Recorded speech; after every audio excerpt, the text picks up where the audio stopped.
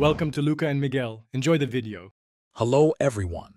In this video I will explain how to change your Honda HR-V rear wiper.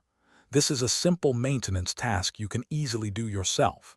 First, make sure you have a new 10-inch rear wiper blade designed for your HR-V. Park your car safely and turn off the ignition completely.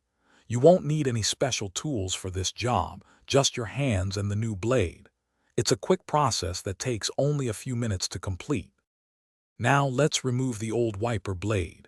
Begin by gently lifting the entire rear wiper arm away from the window until it stands upright. Be careful not to let it snap back. Next, look closely at the connection point where the blade meets the arm. You'll find a small release tab or button. Press this tab, then slide the old blade straight off the arm.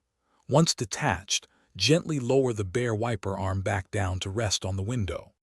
With the old blade removed, it's time to install your new one. Take your new 10-inch wiper blade and align its adapter with the connector on the wiper arm. Carefully slide the new blade onto the arm.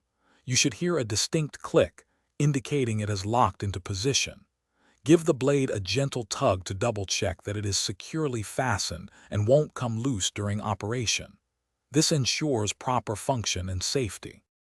To finish up, gently lower the entire wiper arm back down onto the rear window. Now, it's time for a quick test. Activate your vehicle's rear washer fluid and let the new wiper blade run a few cycles. Watch to ensure it provides a smooth, streak-free wipe across the entire glass surface. For best performance and clear visibility, it's a good practice to replace your rear wiper blade about once every 12 months.